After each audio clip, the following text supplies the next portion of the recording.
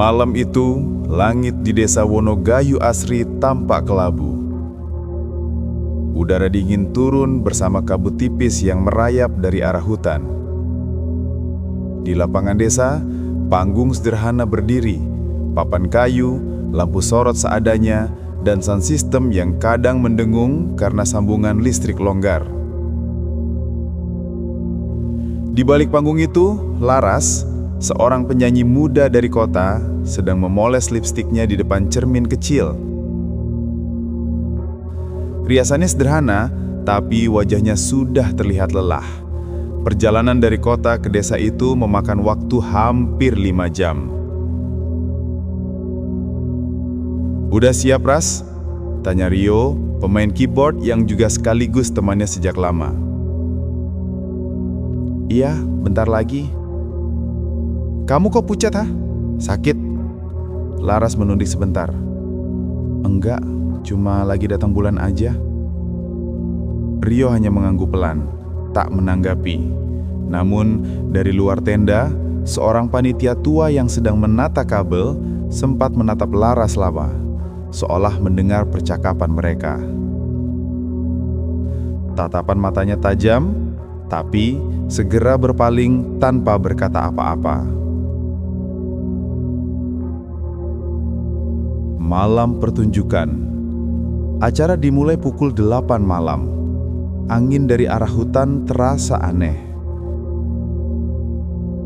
Dingin tapi lembat, membawa bau tanah basah dan dedaunan kering.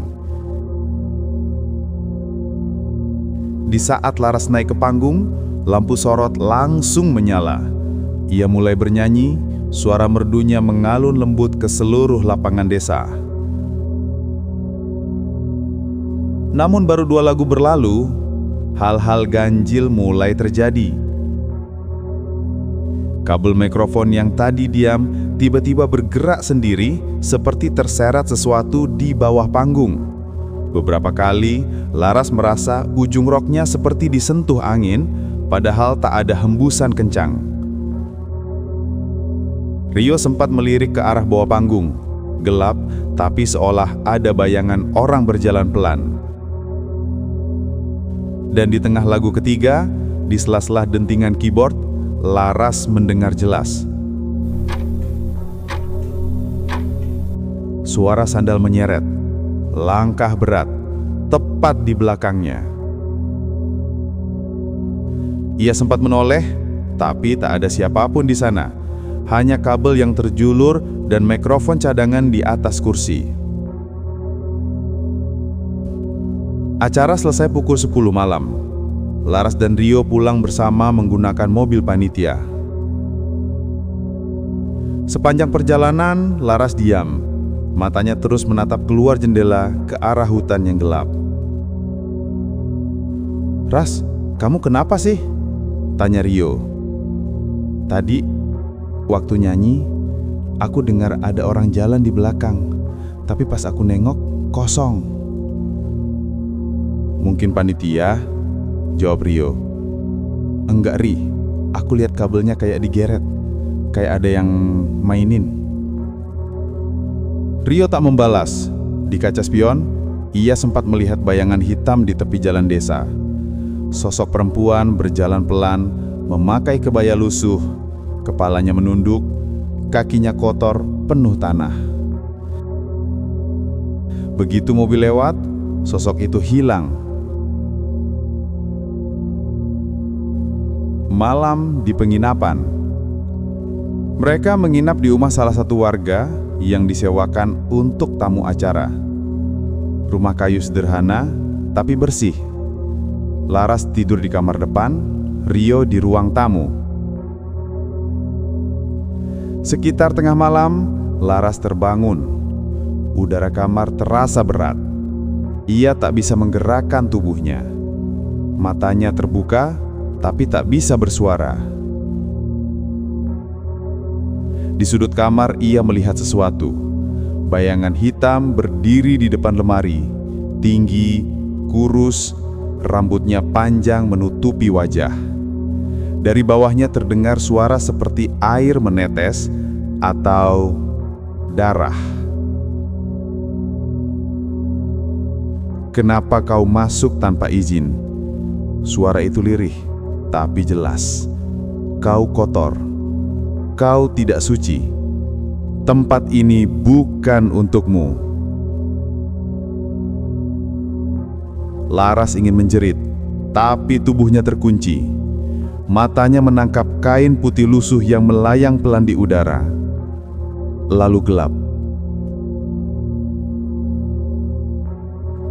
Pagi harinya, Rio menemukan Laras terbangun dengan mata sembab dan suara gemetar. Ia cerita semuanya. Warga sekitar yang mendengar hanya saling pandang. Salah satu di antara mereka akhirnya berkata, "Harusnya kamu permisi, Nduk, apalagi kalau lagi datang bulan. Di sini ada pohon jati tua di tepi hutan. Tempat itu angker. Banyak yang bilang dijaga sosok perempuan yang gak suka kalau ada wanita yang sedang kotor lewat situ." Rio baru ingat, semalam mobil mereka memang sempat berhenti dekat hutan karena ban slip di jalan tanah. Laras turun sebentar untuk buang air kecil di balik semak, tanpa permisi. Akhirnya mereka dibawa ke rumah Mbah Sarman, orang pintar di desa itu. Mbah Sarman hanya mengusap kening Laras dengan air kembang, lalu berucap pelan, "Kau sudah menyinggung penjaga tempat itu. Malam ini, kembalilah ke sana. Bawa bunga melati, siram di bawah pohon jati, dan ucapkan maaf. Jangan menantang, cukup permisi." Laras menurut, walau tangannya gemetar. Malam itu, mereka kembali ke tepi hutan dengan ditemani warga. Ia meletakkan bunga melati di bawah pohon tua yang besar, lalu berbisik, "Saya minta maaf, saya tidak tahu." Angin berhembus pelan, dedaunan bergoyang seperti membalas. Tak ada suara, tak ada bayangan lagi. Tapi sejak malam itu, Laras tak pernah lagi berani menerima tawaran menyanyi di tempat yang jauh dari kota. Dan katanya, setiap kali ia tampil di panggung malam, Laras selalu berbisik pelan sebelum bernyanyi, "Permisi, saya cuma mau bekerja." Karena ia tahu, suara indah tak selalu diterima semua telinga, terutama yang tak berasal dari dunia ini.